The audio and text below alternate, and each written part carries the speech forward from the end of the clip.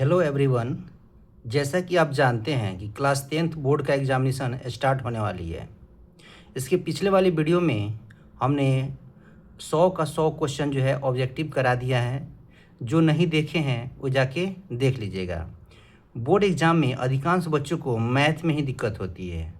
इसी समस्या का समाधान लेकर आए हैं हम इस वीडियो में, जिसमें आज हम प्रीवियस ईयर क्वेश्चन 2025 का फुल सोल्यूशन लाए हैं, क्योंकि अधिकांश प्रश्न पिछले साल के प्रश्न से मिलते जुलते आते हैं।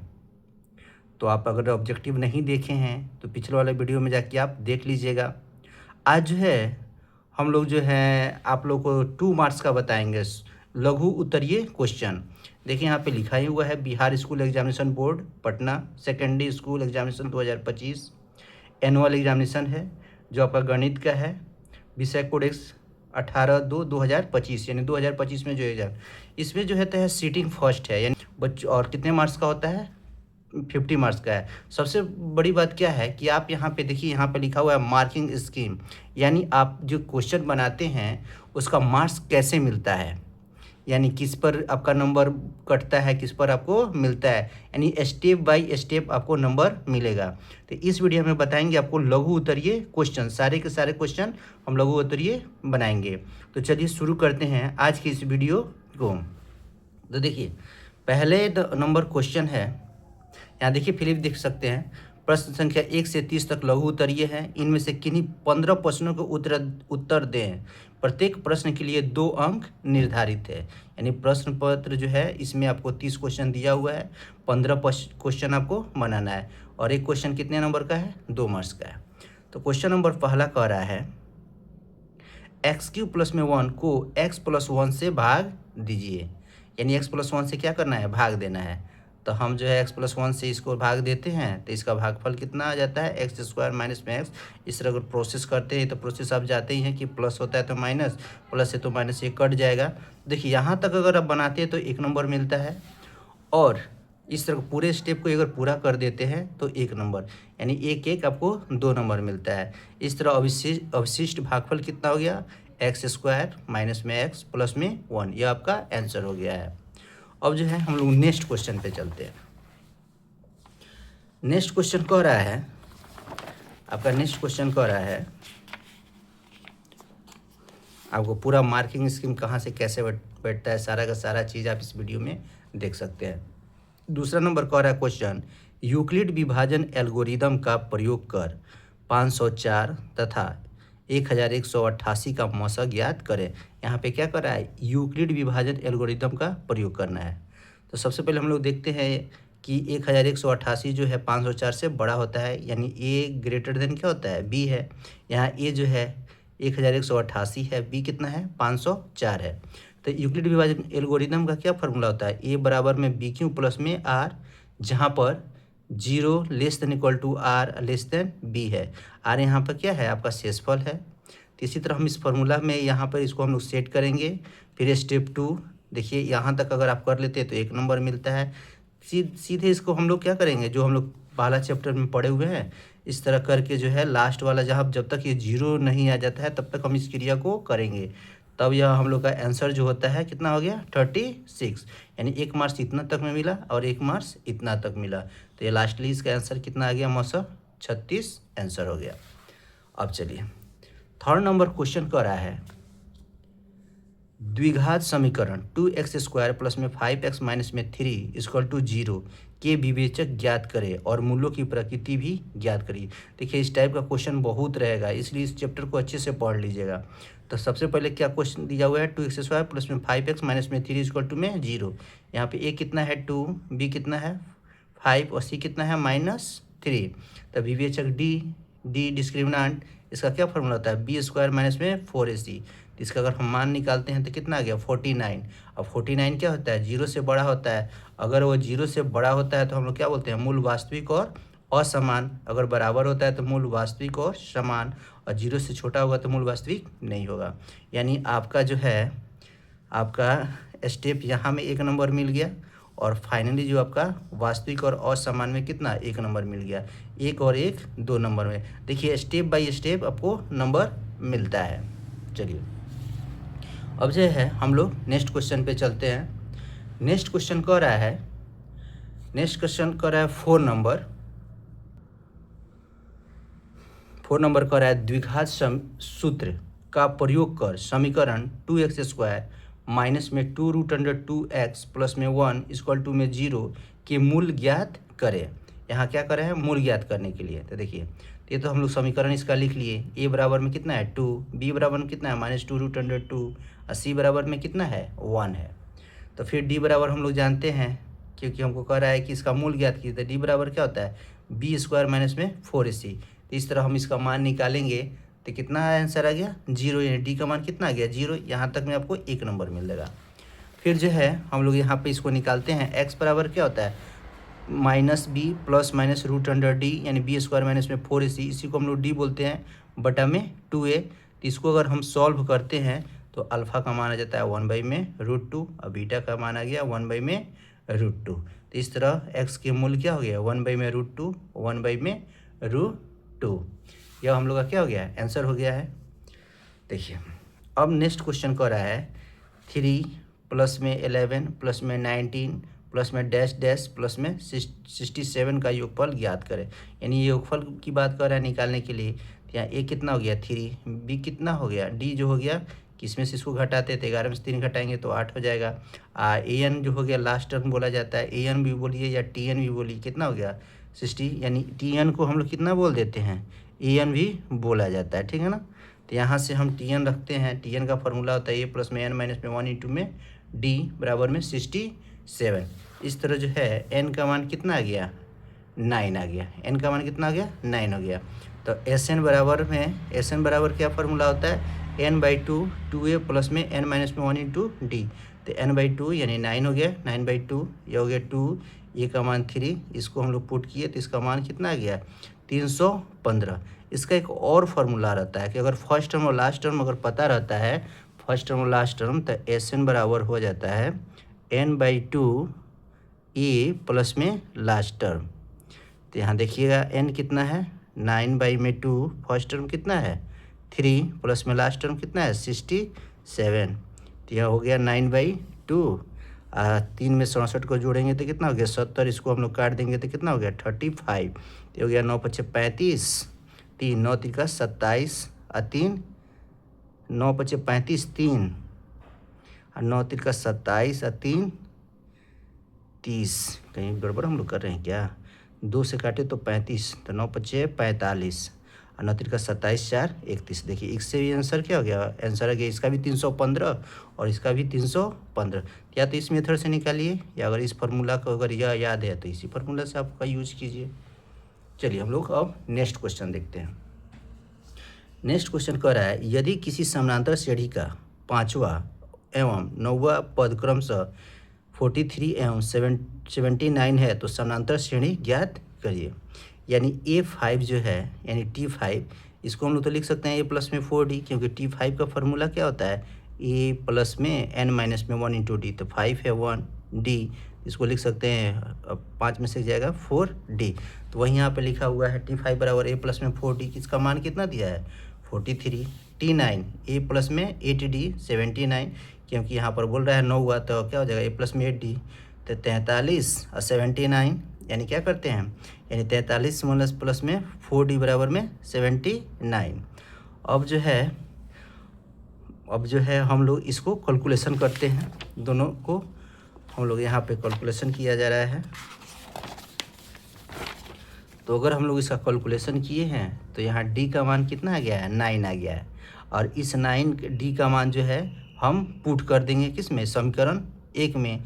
तो a प्लस में 4 इंटू में 9 इंटू में 43, इस तरह a का मान कितना आ गया है 7, यानी अवशिष्ट समानांतर श्रेणी कितना हो गया 7 कोमा में 16, ये क्या हो जाएगा 9 9 इसका बढ़ते जाएगा। इस तरह है समानांतर श्रेणी का आंसर यह आ गया है। अब जो है हम लोग नेक्स्ट क्वेश्चन देख रहे हैं। ये जो है बहुत ही इंपॉर्टेंट है, हर साल क्वेश्चन इस टाइप का आता ही आता है, इसलिए इसको एक बार परीक्षा जाने से पहले एक बार जरूर देख लीजिएगा। और है सिद्ध कीजिए 5 माइनस में √3 एक अपरिमेय संख्या है। और आप यहाँ देखते भी रहिएगा कि नंबर जो है बैठाने का कैसे स्टेप बाय स्टेप नंबर आ रहा है। देखिए तो सिद्ध करें इतना है, यह एक अपरिमेय या अपरिमेय को इरेशनल नंबर बोलते हैं। तो यहाँ कह रहा है यदि संभव हो तो मान लीजिए 5 माइनस में √3 एक परिमेय संख्या, यानी अपरिमेय संख्या सिद्ध करना है। अब मान लेते हैं कि यह एक परिमेय संख्या है, तो जैसे परिमेय संख्या होगा या P/Q के रूप में हो जाएगा या A/B के रूप में। तो यहाँ A/B मान लिया गया है। A और B क्या है, पूर्णांक, और B नीचे वाला 0 नहीं होना चाहिए। तो 5 माइनस में √3 को A/B के रूप में हम लिख दिए, क्योंकि हम मान लिए कि परिमेय संख्या है। इसको अगर हम लोग सॉल्व किए हैं तो A/B इतना आ गया है। चूँकि A एक परिमेय संख्या है, 5 एक परिमेय संख्या होगी, तो √3 एक परिमेय संख्या नहीं है। इस तब √3 एक अपरिमेय संख्या होता है। तो यहाँ क्या हो जा रहा है, विरोधा, यहाँ पे जो है हम लोग का ये 5 माइनस A परिमेय संख्या, ये अपरिमेय संख्या। तो यहाँ क्या हो जा रहा है, विरोधाभास हो रहा है। और जहाँ विरोधाभास होगा तब हम जो माने हुए वो गलत हो जाएगा। जब माने हुआ गलत हो गया तो 5 माइनस में √3 क्या हो जाएगा, एक अपरिमेय संख्या हो जाएगा। इस तरह यह सिद्ध हो गया। 8 नंबर क्वेश्चन कह रहा है के किस मान के लिए बिंदु 1 1 3 के और 1 माइनस में 4 1 माइनस में 1,4 संरेख है। जैसे बोलेगा संरेख तो संरेख क्या होता है, वह जो है सीधा होता है। और त्रिभुज कभी सीधा हो नहीं सकता है, तो त्रिभुज का क्षेत्रफल कितना हो जाएगा, 0 के बराबर हो जाएगा। तो बिंदु इतना इतना संरेख है, तो त्रिभुज का क्षेत्रफल यही होता है। आप लोग पढ़े ही हो जाएगा, त्रिभुज का क्षेत्रफल बराबर में 1/2 x1, तो यहाँ y2 माइनस में y3, फिर यहाँ पर x2 तो हो जाएगा y3 माइनस में y1। फिर उसके बाद से यहाँ पे लेते हैं, तो फिर यहाँ x3 ले लेंगे, तो यह हो जाएगा कितना, y1 माइनस में y2। इसमें इसका मान पुट करेंगे, तो यहाँ k जो है क्या हो रहा है, k प्लस में 2, यानी 2 0 के बराबर नहीं होगा।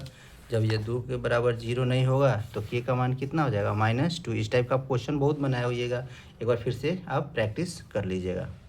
9 नंबर क्वेश्चन कर रहा है y अक्ष पर एक ऐसा बिंदु ज्ञात करें जो बिंदु 6 5 और -4 3 से समदूरस्थ हो, यानी वह बराबर बराबर हो। तो चलिए देखते हैं। तो कह रहा है मान लीजिए y अक्ष पर स्थित बिंदु जो है, अवशिष्ट बिंदु 0 और a है। मानिए यहाँ पर y अक्ष पर 0 और a मान लीजिए, यहाँ एक पॉइंट दिया है 6 5, और यहाँ क्या मान दिया, -4 और 3। तो हम जो है इसको हम लोग निकालते हैं, तो हम लोग जानते हैं क्या हो जाता है, x2 माइनस में x1 और y2 माइनस में y1। फिर इसी तरह इसमें भी हम इसको निकाल दिए, समदूरस्थ तो दोनों बराबर हो जाएगा। इस तरह जो है हम इसको अगर सॉल्व करते हैं तो a का मान कितना आ गया, 9। तो अवशिष्ट बिंदु कितना हो जाएगा, 0 पहले से था, a का मान निकाल दिए हैं 9। तो यहीं क्या हो गया, हम लोग का आंसर हो गया है। ये तो मेरे चैनल का नाम है लर्न बाय पॉन क्लासेस। चलिए अब जो है मज़ा आ रहा है, चलिए मज़ा आ रहा है तो कमेंट भी करते रहिएगा, तब हमको भी जोश जुनून बढ़ते रहेगा कि आपने मेरे वीडियो को सपोर्ट कर रहे हैं। इससे मुझे एनर्जी मिलेगा और इस टाइप के लिए और क्वेश्चन आपको ला के देंगे, सोल्यूशन ला के देंगे। चलिए आगे क्वेश्चन देखते हैं। 10 नंबर क्वेश्चन कह रहा है कि √1 प्लस में cos थीटा बटा में 1 माइनस में cos थीटा बराबर में 1 प्लस में cos थीटा बटा में sin थीटा। तो सिद्ध करना है यही हम लोग का। तो LHS लेते हैं। LHS में क्या दिया है, 1 प्लस में cos थीटा बटा में 1 माइनस में cos थीटा। अब देखिए, तो अंश और हर में क्या कर रहे हैं हम लोग, इसको रेशनलाइजेशन कर देते हैं, यानी यहाँ पर माइनस है तो प्लस से हम लोग क्या कर देते हैं, गुना भाग कर देते हैं। तो यह हो गया 1 प्लस में cos थीटा का स्क्वायर, और नीचे में हो गया 1 माइनस में cos, यानी a माइनस बी और a प्लस बी का क्या फार्मूला होता है, a स्क्वायर माइनस में b स्क्वायर, यही ना फार्मूला होता है, a square minus b square.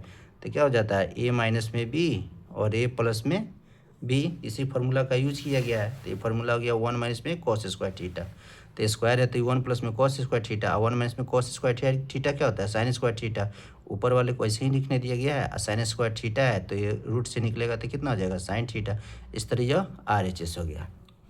चलिए अब हम लोग जो है नेक्स्ट क्वेश्चन देखते हैं। 30 क्वेश्चन है 2 नंबर का, जिसमें से 15 ही बनाना है, लेकिन हम आपको 30 क्वेश्चन जो है आपको बताएंगे, ताकि आपका जो है जो डाउट है कि फर्स्ट सीटिंग में क्वेश्चन हल्का आएगा कि भारी आएगा, सेकंड सीटिंग में कैसा आएगा, हूबहू वहीं तो नहीं आता, लेकिन उसी पैटर्न पे आता है। तो आप कोई फर्स्ट सेकंड सीटिंग हो या सेकंड सीटिंग हो, परीक्षा देने से पहले जाके इसको ज़रूर देख लीजिए। इसी टाइप का क्वेश्चन आएगा, इसको 1-2 बार जितना बार मन करे इसको प्रैक्टिस अच्छे से कर लीजिएगा।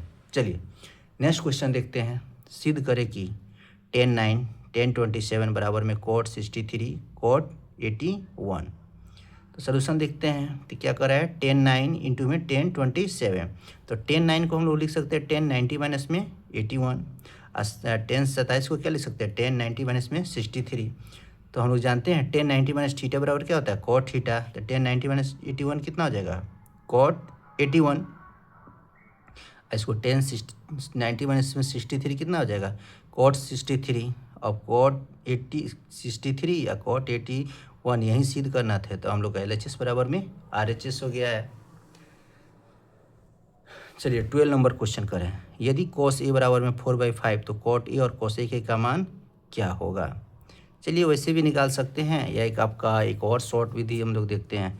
cos A, तो हम इसको A मान लेते हैं, यह B हो गया, ये C। तो क्या होता है, आधार बटा में कर्ण। तो यह कितना हो जाएगा, इसमें से इसको घटाएंगे तो ये हो जाएगा 25 माइनस में 16 यानी 9। 9 का कितना होता है 3, यानी इसका मान जो है लंब का 3 हो गया। तो cot A कह रहा है, तो cot A क्या होता है, आधार बटा में लंब यानी 4y में 3। और cos A कह रहा है तो sin A का उल्टा होता है। तो sin का होता है लंब बटा में कर्ण, तो क्या हो जाएगा कर्ण बटा में, तो ये 5 बटा में 3। इस टाइप का आप आंसर शॉर्ट तरीका से ला सकते हैं, इतना करने की ज़रूरत भी नहीं है। चाहे वही प्रोसेस किया हुआ है, आप इससे भी कर सकते हैं। चलिए 30 नंबर क्वेश्चन कह रहा है, उस बिंदु के निर्देशांक ज्ञात करें जो बिंदुओं -1 7 और 4 -3 को मिलाने वाली रेखाखंड 2 3 के अनुपात में अंतः विभाजित करती है। यानी सेक्शन फार्मूला का सेक्शन फार्मूला हो गया ही, यानी इसका पॉइंट दिया हुआ है, इसका पॉइंट दिया है और रेशियो दिया है 2:3। तो मान लिया अवशिष्ट बिंदु XY है, तो x बराबर में क्या होता है mx2, इन्हें फार्मूला होता है जी। x बराबर में mx2 प्लस में nx1 बटा में m प्लस में n। और y के लिए क्या हो जाता है my2 ny1 बटा में m प्लस में n। इसी फार्मूला का इस्तेमाल किया गया, इसी फार्मूला का इस्तेमाल करके x का मान 1 आ गया है, y का मान 3 हो गया है। यानी कॉन्सेप्ट आपका क्लियर आना चाहिए। फार्मूला भी आप लोगों को सारा जो है शॉर्ट वीडियो में डाल दिया गया है, वहाँ से भी आप जाके फार्मूला को आप एक नोटबुक में आपको एक व्यवस्थित ढंग में सजा लीजिए।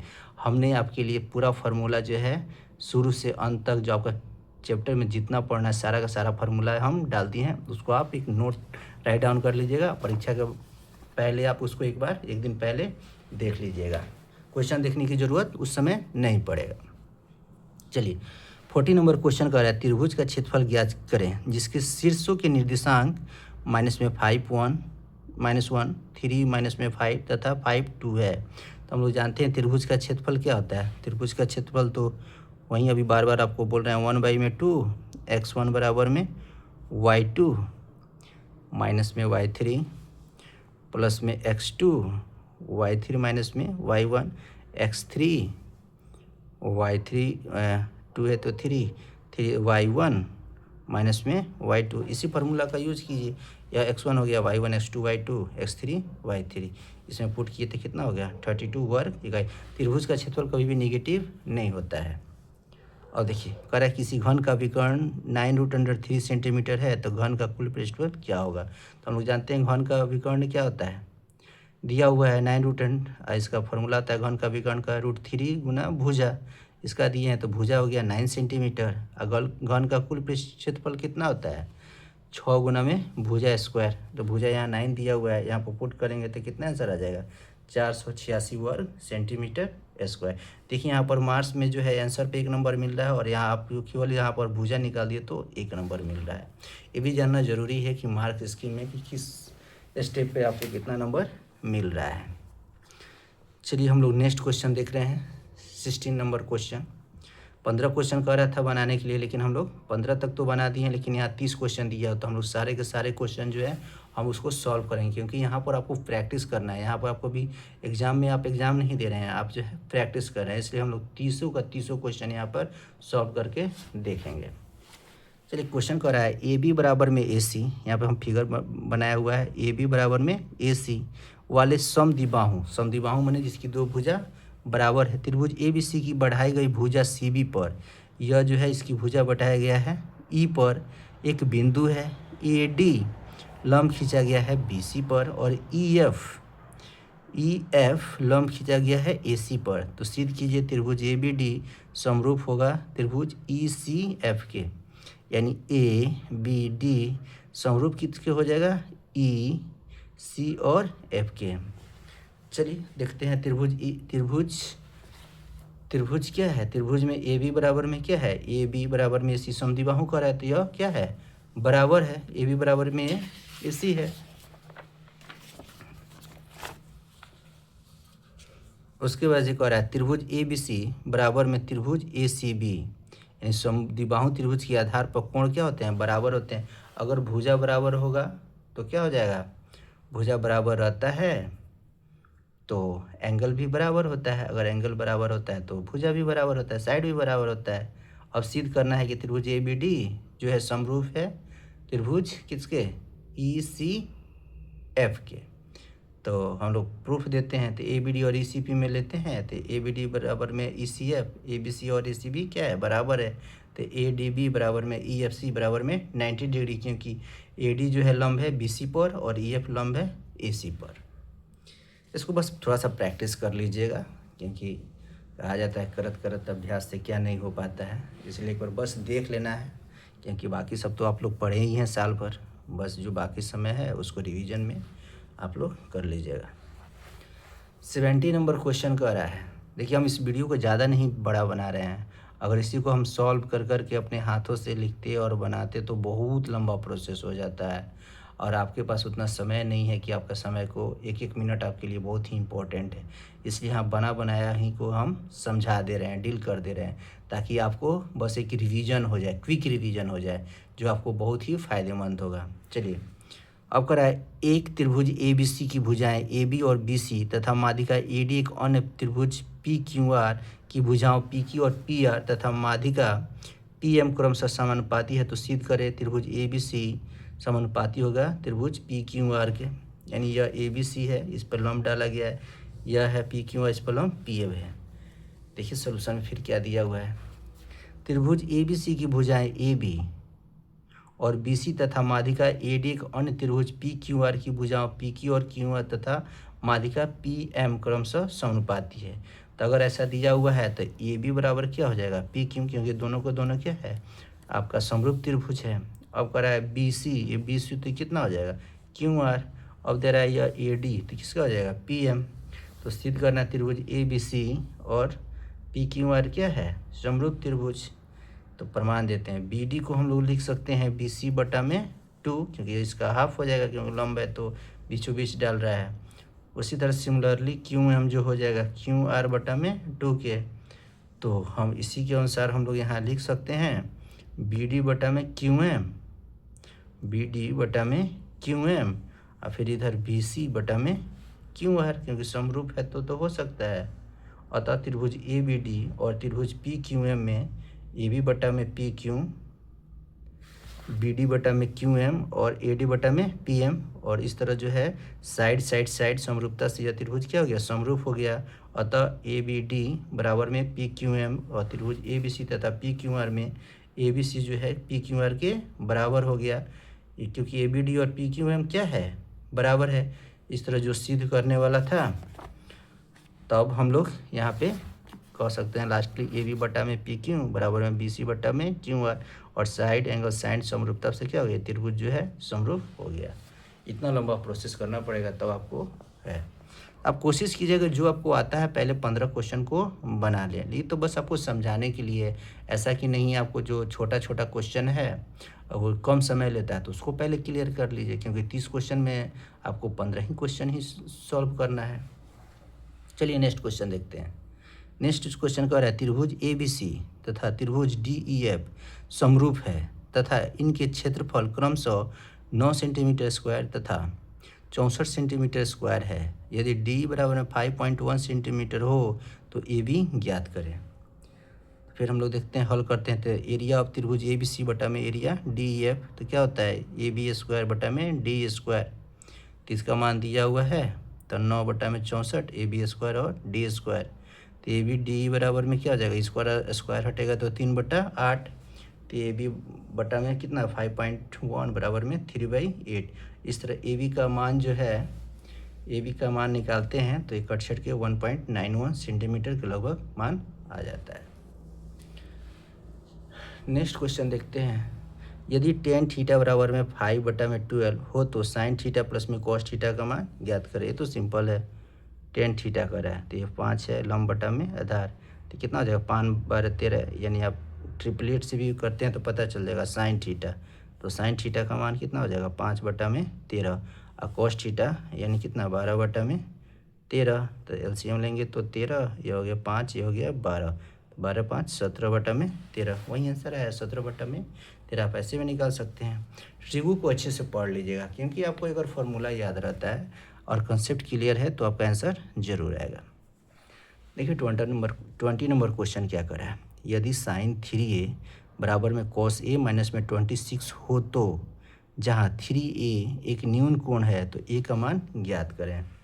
चलिए देख रहे हैं साइन 3a बराबर कॉस a माइनस में 26, तो इसको हम लोग लिख सकते हैं साइन 90 माइनस में a माइनस में 26, क्योंकि साइन थीटा बराबर हम लोग लिख सकते हैं कॉस 90 माइनस में थीटा, तो इसको हम ऐसे लिखा जा सकता है।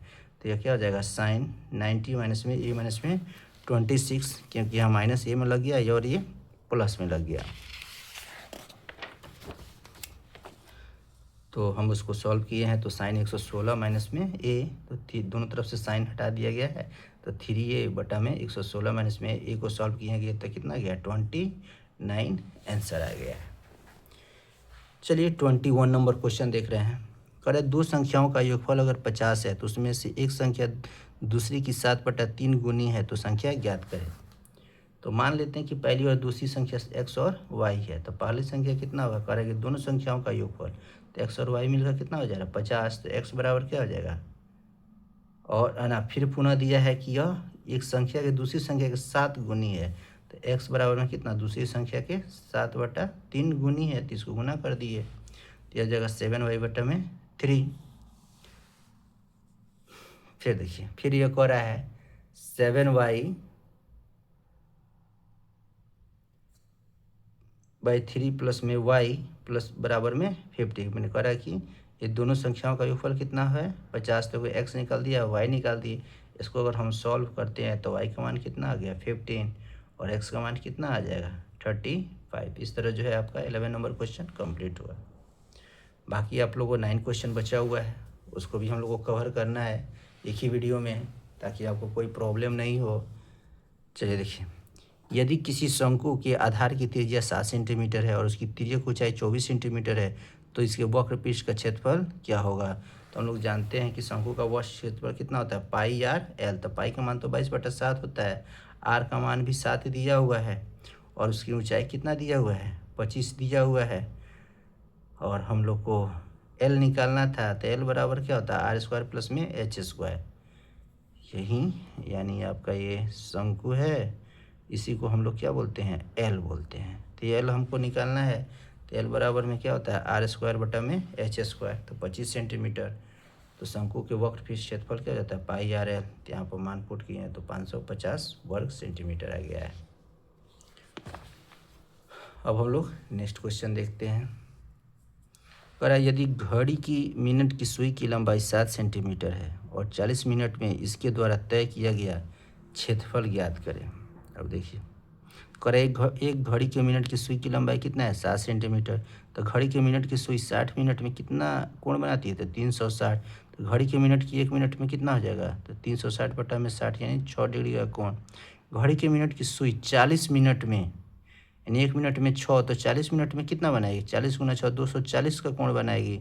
तो घड़ी के मिनट में सुई 40 मिनट में तय किया गया क्षेत्रफल, तो क्या हो जाएगा थीटा बटा में 360, इसका फॉर्मूला होता है ना जी, थीटा बटा में 360 πr², तो पाई है ये आर दे वही किया है 7 गुना 7, इसको हम लोग कैलकुलेशन करते हैं तो कितना आ जाता है 102.66 वर्ग सेंटीमीटर।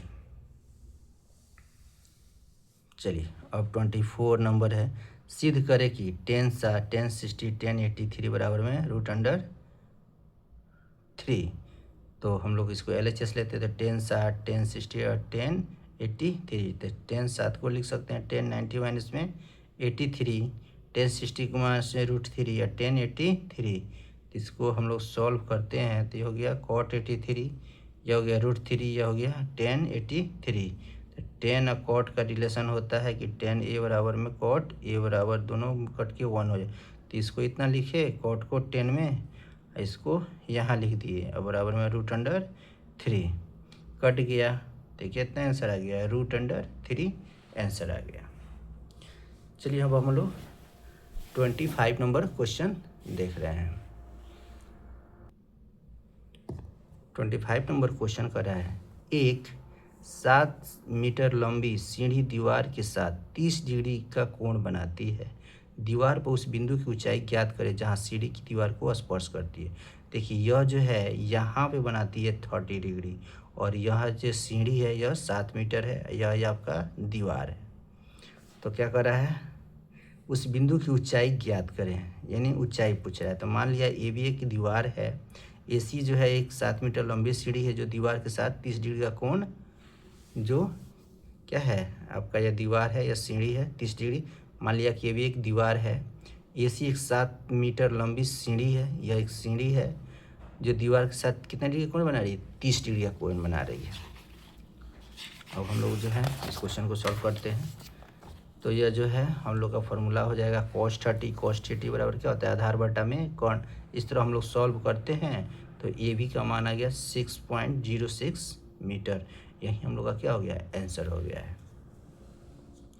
अब जो है 26 नंबर क्वेश्चन देखेंगे। 26 नंबर क्वेश्चन को रहा है, यदि समानांतर चतुर्भुज ए बी सी डी की भुजा ए डी के बड़े भाग ई बिंदु पर है और बी ई सी डी को एफ पर प्रतिच्छेद करता है तो सिद्ध करे त्रिभुज ए बी समरूप जो है सी एफ बी के। यहाँ जो है इसको फिगर बनाया हुआ है, आप देख सकते हैं। तो सिद्ध क्या करना है? त्रिभुज ए बी समरूप जो है त्रिभुज सी एफ बी के। तो यहाँ पर ए बी और ए सी में बी ए ई और क्या करा है? F C B. ये क्या हो गया? समानांतर चतुर्भुज के समूह कोण क्या होते हैं? समान होते हैं।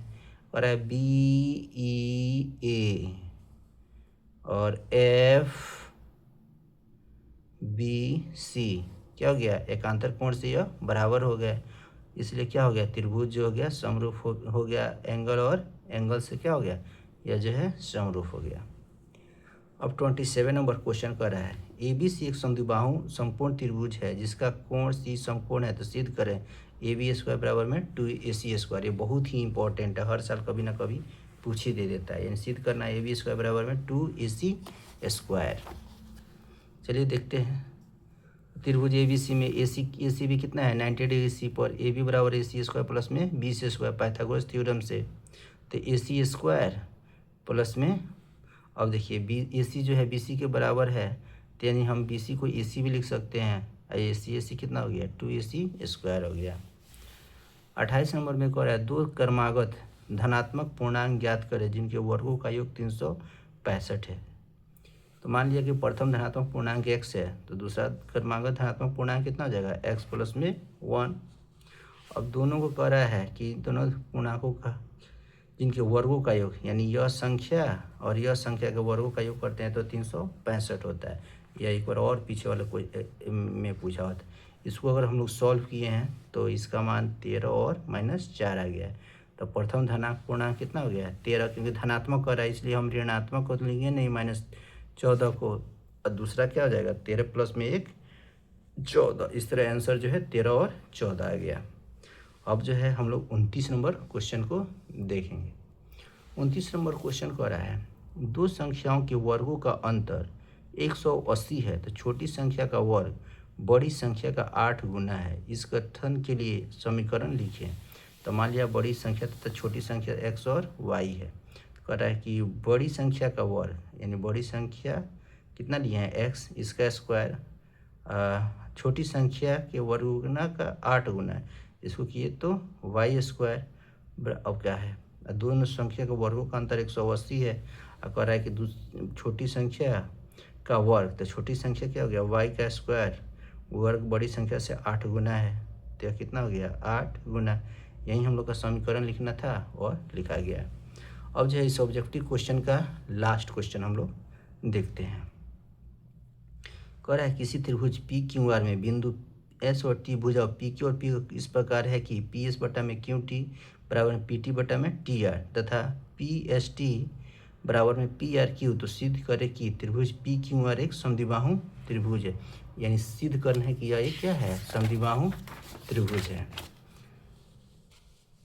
चलिए हम लोग देखते हैं, फिगर बना लिया। फिगर यह है, सिद्ध करना पी क्यू एक समद्विबाहु त्रिभुज है। तो पी एस बराबर में पी एस बटा में एस क्यू और पी टी बटा में टी आर, यह जो है ये पढ़ते आ रहे त्रिभुज का यह भाग है। यदि कोई रेखा किसी त्रिभुज के किन्हीं दो भुजाओं को एक ही अनुपात में विभाजित करे तो वह रेखा तीसरी भुजा के समानांतर होती है। यानी कोई त्रिभुज है और दो भुजाओं के अनुपात में ही विभाजित करे तो तीसरी भुजा का कितना होता है, समानांतर होता है।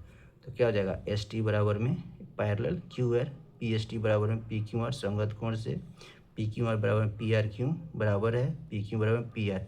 किसी त्रिभुज में समान कोणों के सम्मुख भुजाएं बराबर होती है, अतः पी क्यू आर एक समद्विबाहु त्रिभुज है। इस तरह जो है आपका जो है 1 से लेकर 30 तक का क्वेश्चन जो है 2 नंबर वाला जो आने वाला है, शॉर्ट आंसर टाइप क्वेश्चन, ठीक है ना। लघु उत्तरीय सारे के सारे करा दिए हैं। नेक्स्ट वाले वीडियो में हम आपको दीर्घ उत्तरीय प्रश्न जो है आपको कराएंगे। कितने नंबर का, 5 नंबर का एक क्वेश्चन होता है, उसको हम कराएंगे। और ऑब्जेक्टिव क्वेश्चन जो है आपको पिछले वाले वीडियो में डाल दिया गया है, आप वहाँ से भी जाके ऑब्जेक्टिव क्वेश्चन देख लीजिए। यह जो है आपके लिए बहुत फ़ायदेमंद होगा, इसलिए एक बार आप जो है एग्ज़ाम देने से पहले से ज़रूर लिख लीजिएगा। जय हिंद, जय भारत।